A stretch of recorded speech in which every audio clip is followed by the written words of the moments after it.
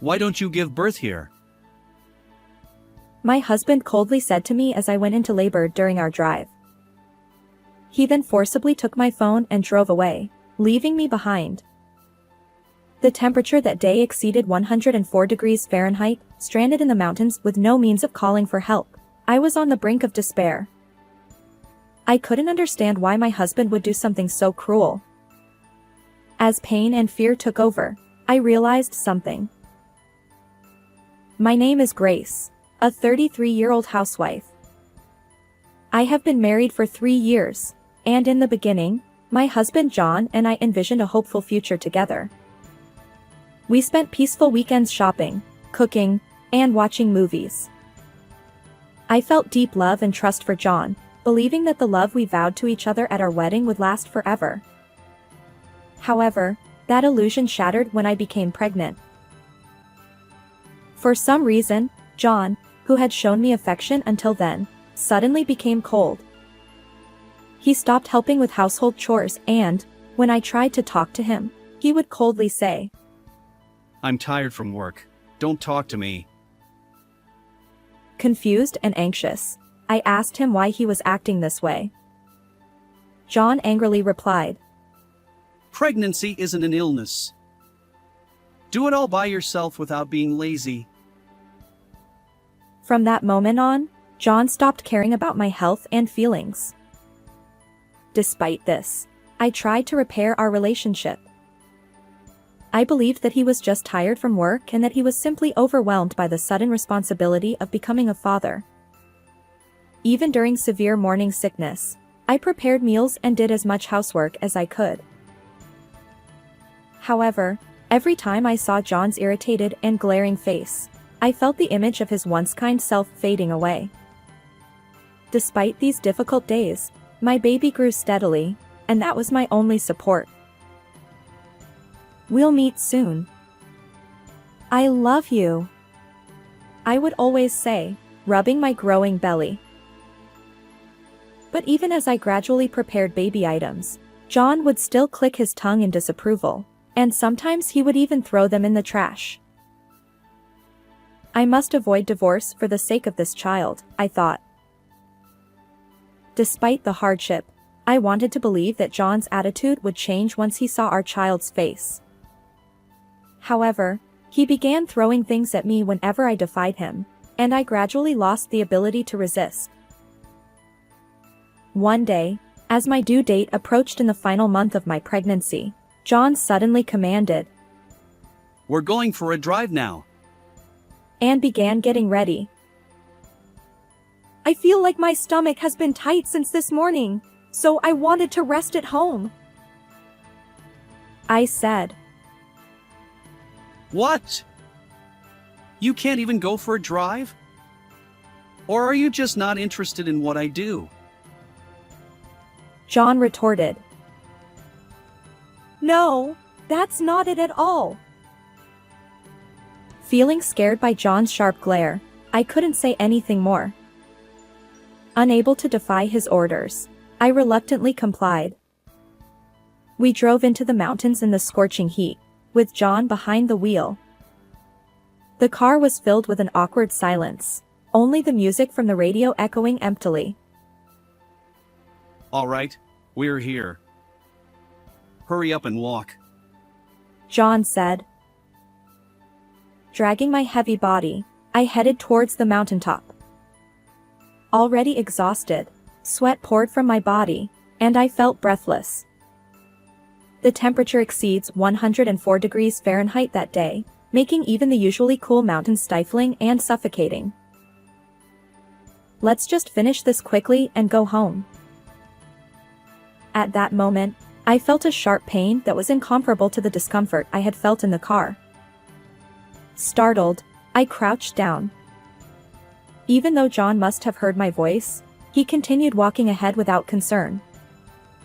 I tried to call out to him, but only a faint voice came out. John, please, my stomach hurts.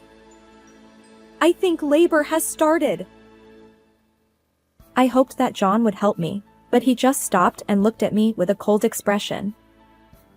There was no trace of love or concern in his eyes.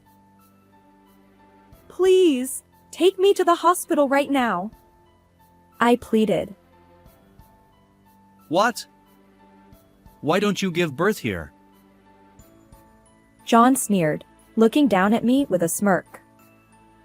My heart sank into despair. What do you mean?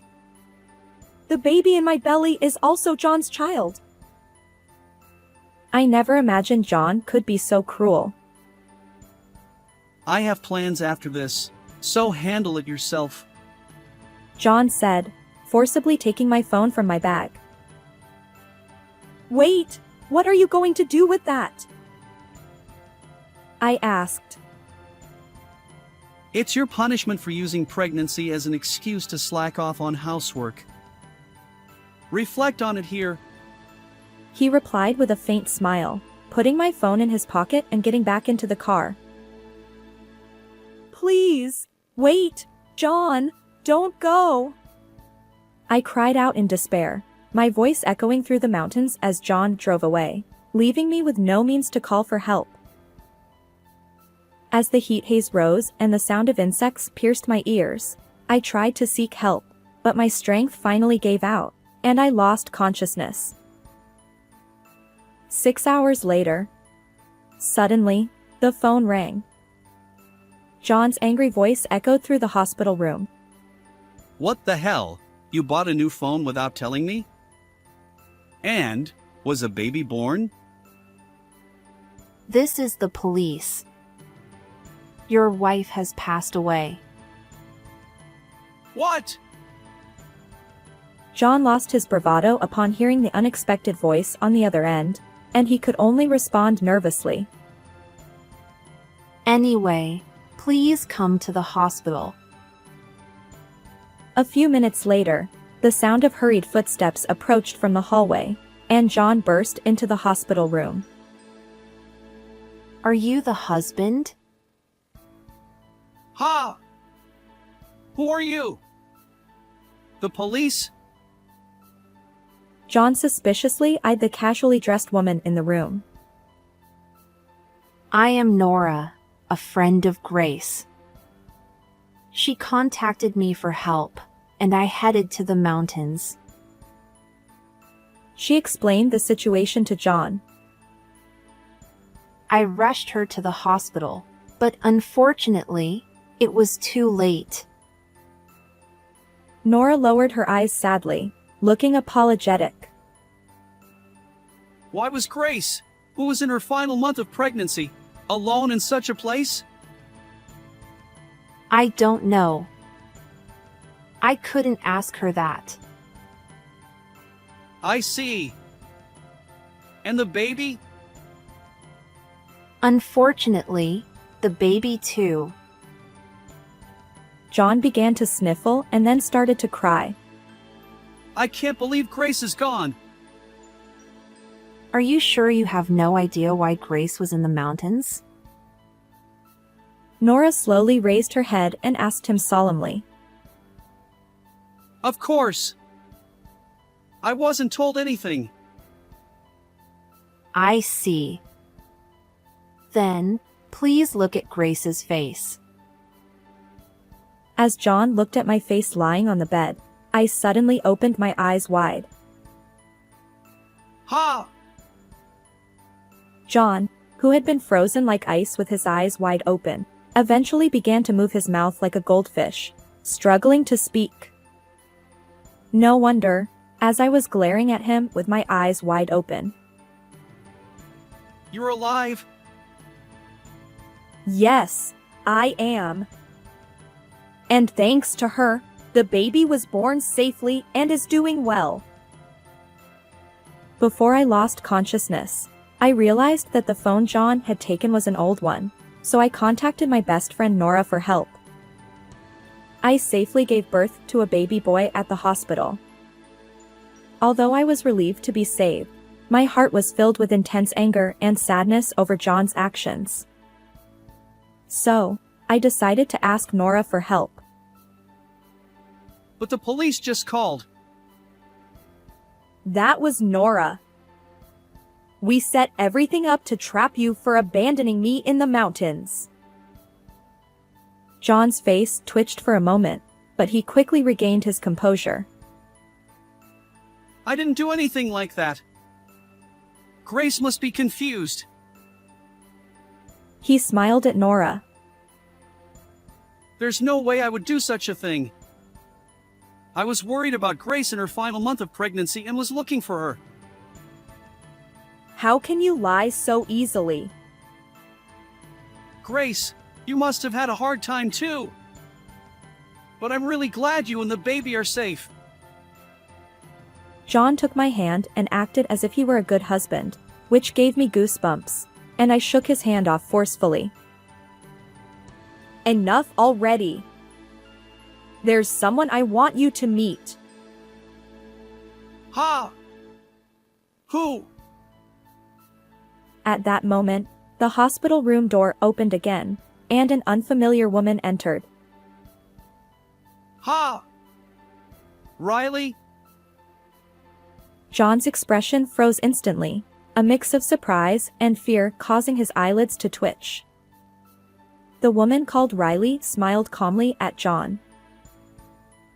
John, I didn't come here to see you. What? What do you mean? I came to see my sister and her friend Grace. Her statement changed the atmosphere in the room. You were having an affair with Riley, weren't you? What? When I showed your photo to Nora, she said you looked like her sister's boyfriend, so I had her call Riley here. Nora, who had been living abroad until recently, didn't know John's face well. When I showed her the photo again, it led to an unexpected development. There's no proof. Trying to cover up, John darted his eyes around nervously. I held up Nora's phone. Can you still deny it after seeing this photo? It was a lovey-dovey photo of Riley and John, with John deliberately removing his wedding ring. I was shocked when Nora told me. If I had known you were married, I wouldn't have dated you. It's despicable to make me your mistress. That's why I decided to help Grace. Like me, Riley was also a victim. With tears welling up in her eyes, she clearly expressed her feelings. I was surprised. I never imagined John's mistress would be my best friend's sister. An affair? No, it's not like that. The only one I love is Grace. John, flustered by my questioning, couldn't stay silent. I will never forgive you for deceiving me. Riley took out her phone and pressed the play button. The voice that came out was John's. I love you, Riley. Let's get married. What the hell is this? Why did you record this? Clenching his fists and trembling, John was glared at by Riley with hatred. As soon as I heard from Nora, I contacted you to confirm if it was true. Then she played the rest of the recording. It was John, getting carried away, saying, Grace will soon be gone. and, I left Grace in the mountains. I'll just have her declared missing. these outrageous confessions made John turn pale and start trembling. Too bad your plan to kill me failed. You all think you can mess with me? He tried to forcibly take Riley's smartphone, but she swiftly dodged. You always think you can take whatever you want from others. This is all nonsense. I've never met this woman before. It's all lies, obviously. John, losing his temper, shouted despite being in a hospital room. The hospital staff were peeking into the room from the hallway, but he was too agitated to notice. In your mind, everything is a lie. The affair, the recording, abandoning me in the mountains. Shut up! You keep quiet! John seemed to have lost his composure, his pride deeply wounded by being caught in a trap set by someone he looked down on. Audio can be fabricated as much as you want. It can't be used as evidence. Oh, really? Do you think the footage from the dashcam won't be evidence either? What? The moment he heard my words, John froze, his mouth agape, taking time to understand the meaning. The car. The dashcam should have captured everything clearly. Ah! Panicking, John turned towards the door, trying to run to the parking lot to hide the evidence, but Riley tripped him, causing him to fall pathetically to the floor. I already had Nora extract the data. Realizing it was futile, John turned back to face us. The earlier recording was a lie to reassure Riley. I was really planning to pick you up soon. Please, believe me. He desperately apologized, but it was too late to believe him now. Oh, even though you didn't contact me for 6 hours? Well, that was... Why did you do such a thing? Cornered, John began to cry. I just wanted to be free. Having a child costs money, right? And Grace started slacking off on housework. Like a small child throwing a tantrum, he continued to make excuses, pounding the floor. I was just having a bit of fun with Riley. I never intended to marry her. If I got divorced, there would be rumors at work, and it would affect my promotion.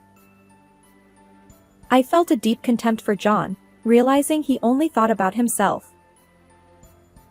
Please, let's start over. Even now, he clung to me, thinking that an apology would make me forgive him as before. It's too late. I answered quietly in a low voice, and John looked utterly devastated. That's too much. At that moment, there was a knock on the door, and a hospital security guard entered the room. The staff must have called him because of John's commotion. Wait, please. This is just a marital quarrel. There's a reason for this. John resisted desperately, but the large security guard dragged him out. The room was once again enveloped in silence. As I shed tears of relief, Nora gently patted my back. Thus, freed from past suffering, I decided to start a new life. A few months later, my divorce from John was finalized. With the evidence, I was overwhelmingly favored in court. John, found guilty, is now paying us $30,000 in alimony and child support while serving his sentence. With the help of Nora and Riley, my son and I gradually regained our happiness. The baby is growing healthily, and smiles have returned to our lives. Through this experience, I decided never to sacrifice myself again, no matter what difficulties come my way. Life is unpredictable. Still, I will carve out my future with my own strength, without entrusting my life to anyone else. How did you like this story? Please subscribe to the channel. See you in the next video.